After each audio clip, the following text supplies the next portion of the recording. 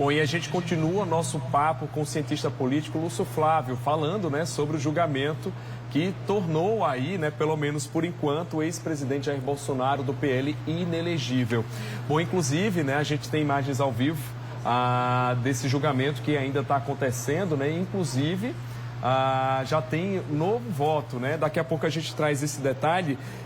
Eu queria que o senhor comentasse sobre esse voto primeiro de Carmen Lúcia, né? Que foi esse voto que foi decisivo, né? Tornou esse quadro irreversível nessa sessão. Comenta com a gente aí sobre o que é que ela argumentou nesse voto. Olha, foi um voto muito curto, pouco mais de 20 minutos, né? Então foi um voto objetivo. Na verdade, ela apresentou um resumo, não é? E exaltou, veja bem, o Bolsonaro ele não está sendo julgado especificamente por aquele caso, não é? Se fosse só o caso com os embaixadores já seria estarrecedor. Mas veja bem, eu vi e revi o parecer do ministro Benedito, não é? E ele faz todo o encadeamento. O 8 de janeiro, não é? Ele começou a ser gestado desde o 7 de setembro de 2021, quando Bolsonaro, numa manifestação dia 7 de setembro, disse: olha, Xandão, eu não vou obedecer às suas decisões, eu não vou seguir o principal político, o principal cargo que é de presidente, um presidente pegar o microfone e afirmar que não iria seguir a decisão do Supremo. Então existe um encadeamento, não existe a trajetória do Bolsonaro, que sempre teve uma posição extremamente antidemocrática, não respeitando as instituições, e a própria Carmen Lúcia exaltou essa questão do voto. Desde ontem, inclusive, ela tinha já sinalizado nesse sentido. Volto a dizer, foi um pronunciamento curto, não é? Eu pretendo depois baixar as 100 páginas dela, porque é um marco na história, não é? Na história brasileira é um marco. Eu diria até que daqui a uns 20, 30 anos nós vamos falar bem menos de Bolsonaro e falar mais desse enquadramento que o Supremo fez a um presidente. Um presidente não pode achar que, estando num cargo que é o majoritário do país, ele vai poder infringir as leis, infringir as normas. E isso que Bolsonaro fez ao longo da sua trajetória, ao longo principalmente da presidência, falando mal do sistema eleitoral, dizendo que o sistema eleitoral é corrupto, dizendo que já foi corrupto em 2018, porque ele afirmou que tinha ganho no primeiro turno, não é? Então, é um marco no sentido de enquadramento de qualquer presidente. Um presidente, ele não pode suplantar as leis. Ele tem que obedecer às leis e, mais do que qualquer cidadão comum, ele tem que dar o exemplo.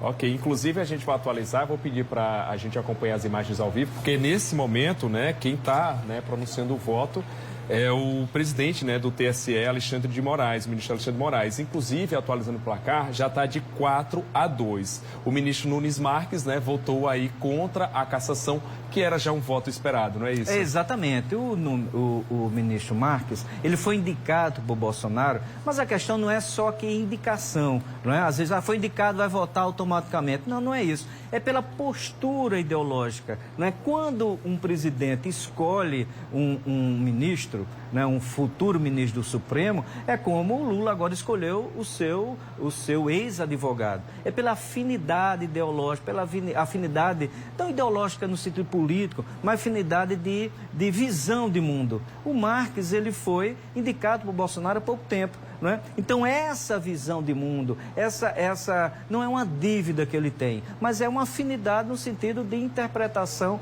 da realidade. E aí não é surpresa, né? Até as emas do Planalto, do Palácio do Planalto, sabiam que o ministro Marques iria votar favorável a Bolsonaro, isto é, contra a inegibilidade do ex-mandatário. Bom, e o voto também de Alexandre de Moraes já é previsível também. Então, esse placar aí, né, no caso de 5-2, era o esperado? Era o esperado, né? Havia uma especulação se haveria pedidos de vista, né? O próprio Bolsonaro cometeu um erro estratégico, afirmando que o ministro deveria pedir vistas. Isso, imagina se o ministro ia, num determinado momento, depois que o réu, ali em julgamento, ele seguisse o que o réu disse no dia anterior, né? Mas o voto do ministro Raul e do ministro Marques era favas contadas favorável a Bolsonaro, assim como os outros 5 eram pela inegibilidade. Professor, e o que é que a gente pode esperar agora, né? Com essa situação vai recorrer, mas ele permanece inelegível, como o senhor explicou. O que é que a gente pode esperar aí de desdobramento para as próximas eleições? Ano que vem tem eleições municipais, daqui a 2 anos eleições presidenciais. Como é que fica a situação de Bolsonaro? Ou seja, o bolsonarismo se enfraquece ou talvez isso ajude a surgir até uma outra figura apoiada por Bolsonaro e que talvez tenha até mais força, né? Pelo desgaste que o ex-presidente teve. Talvez ele apoiar um novo nome venha forte, ou seja, reúne essa extrema-direita, né? E também consegue pegar aqueles votos que eles perderam nas eleições do ano passado. É um fenômeno que muita gente vem defendendo, né? Que talvez para a esquerda, Bolsonaro ficar inelegível não seja uma coisa boa. O senhor também vê dessa forma? Eu vejo também, porque, veja bem, nós tivemos uma eleição polarizada a tal ponto, em 2022, que muita gente votava em Bolsonaro porque era antipetista e muita gente votava em Lula porque era anti-Bolsonaro. Teve essa particularidade, principalmente porque na nossa política é muito personalista, né? Nós não olhamos muito para partidos. Nós temos 32 partidos oficiais, não é? Então o foco é mais em pessoas. Nós temos uma eleição que foi muito polarizada em 2 figuras, Lula e Bolsonaro, e anti-Lula e anti-Bolsonaro. Ele não, ele sim, não é? É um processo que vem aí desde 2018. Quem pensar que Bolsonaro está liquidado politicamente, morto politicamente, se engana, não entende nada de política. Não é porque Bolsonaro, ele teve uma votação estupenda na eleição passada. Ele tem um capital político que extrapola a extrema-direita. Tem um segmento mais radicalizado, um segmento mais bolsonarista raiz, como se diz na linguagem comum, mas também ele representa esses setores conservadores. Agora depende muito da trajetória dele, não é?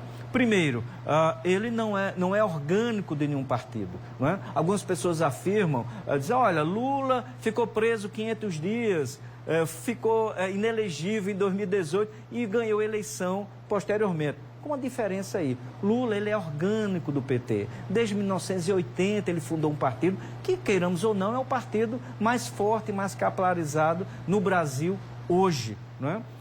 E o PL cresceu muito, alcançando 99 deputados, com a eleição de Bolsonaro no ano passado. Mas o Bolsonaro não é orgânico de um partido, não é? Ele participou já de 11 partidos diferentes. Agora depende muito de como será a postura dele.